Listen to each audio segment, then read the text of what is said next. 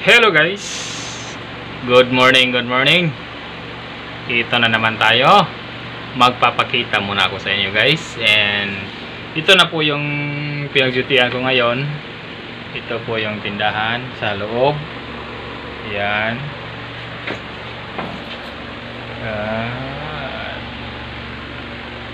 Ang oras po ngayon is 3:45 AM. Alas 4 ng umaga. Malapit na mag-alas 4. 3:45 AM. Yan. At mamayang alas 4:30 ay may lutuin po tayong order na cheeseburger, 30 ka order, so 60 pieces yun. And then mamaya kunin ng alas 7 ng umaga kasi birthday ng birthday sa bata. So papakita ko lang area dito guys. Dito po ako nasahin sa Luna, Panglao, Luna. Maraming mga beach resort dito guys, doon sa kabila. At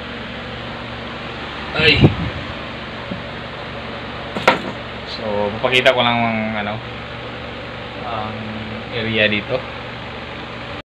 Yan ang krasada doon, highway na po niyan. And yan,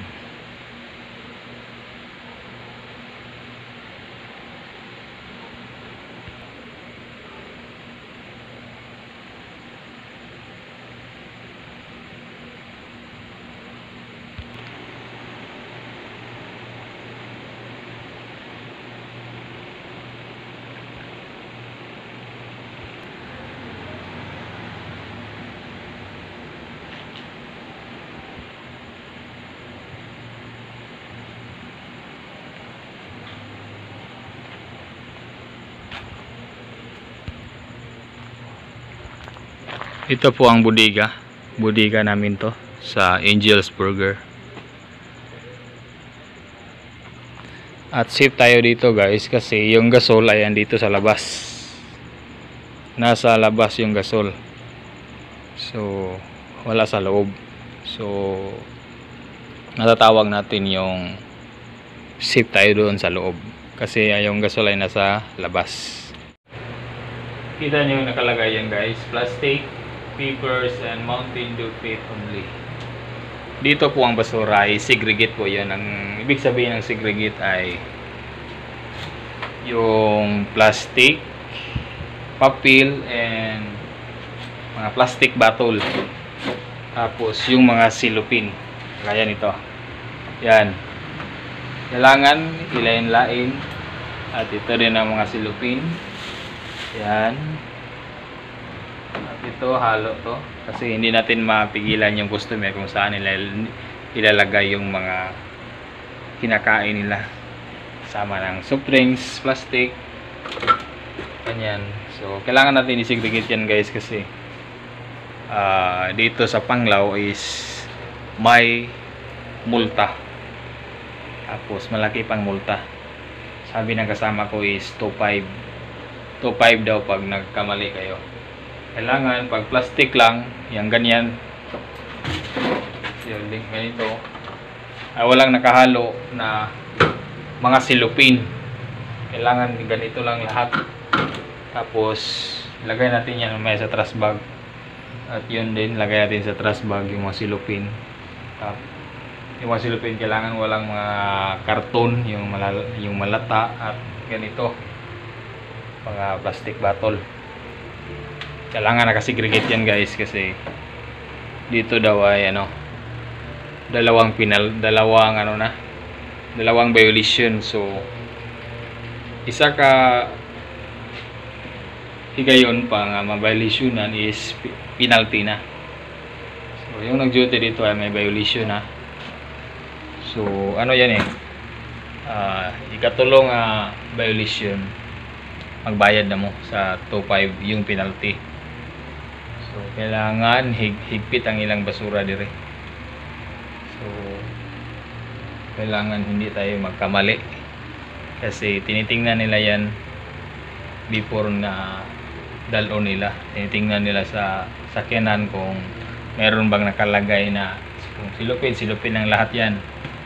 Pag plastic bottle ang lahat yan. Pag may nagsagol kahit isa, yun.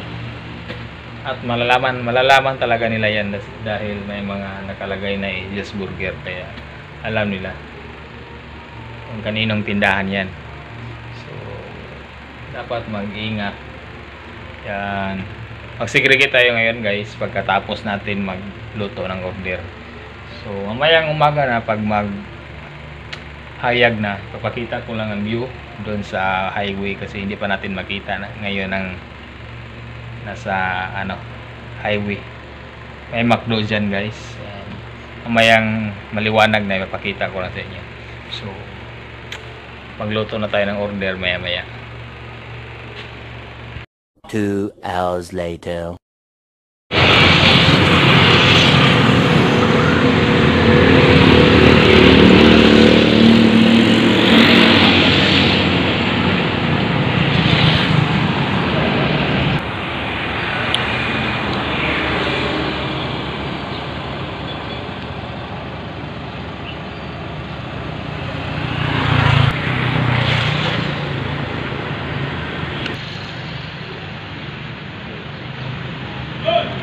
Guys, maliwanag na, tapos na rin akong maglinis sa aking tindahan. So, malinis na yan mga idol. Hintayin ko muna ang kasip ko, babae. Tapos delivery kasi ng soft drinks ngayon. Sabay na lang siguro ko pag deliver na sila diri una tatungong Tagbilaran, kaya sabay na lang ako pagsakay para makatipid sa pamasahe. So ayan,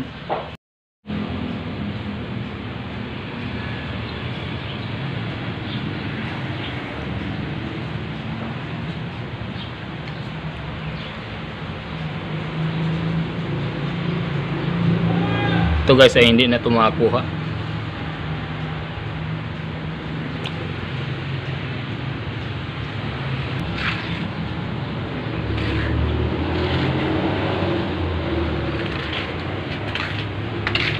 Yan, bago sa loob. Yan.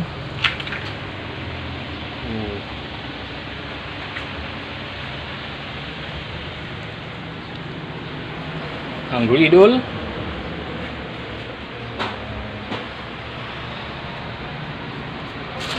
Basurat. Exus. Malinis na. A few moments later. Ayan guys, itong nasa atbang guys, yung building, malaking building, yan po ay restaurant yan. Tapos sa taas ay parang hotel, may hotel sa taas. Dito sa ibaba ay restaurant yan, napakalaking restaurant.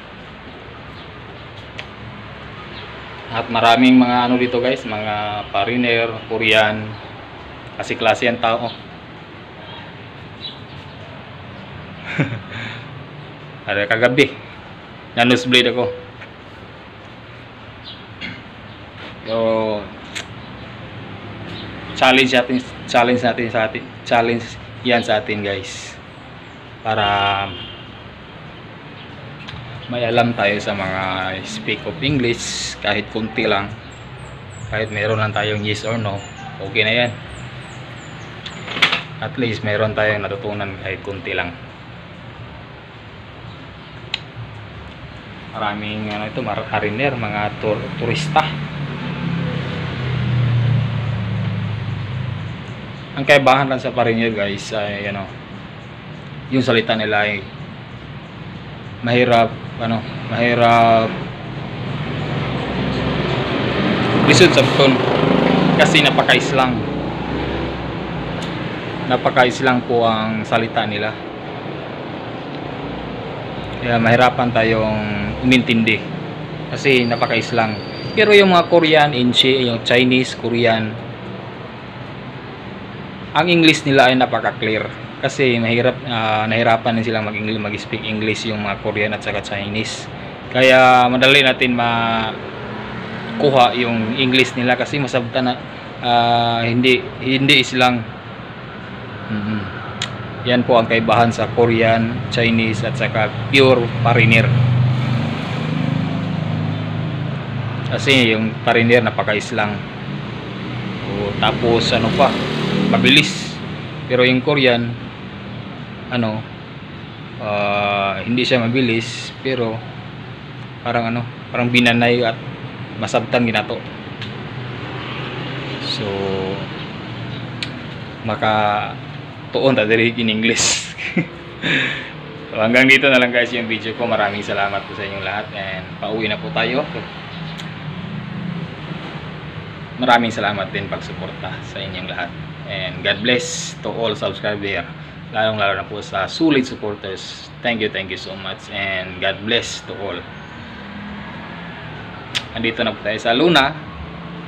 So bye bye guys, maraming salamat sa inyong lahat and God bless. Bye bye.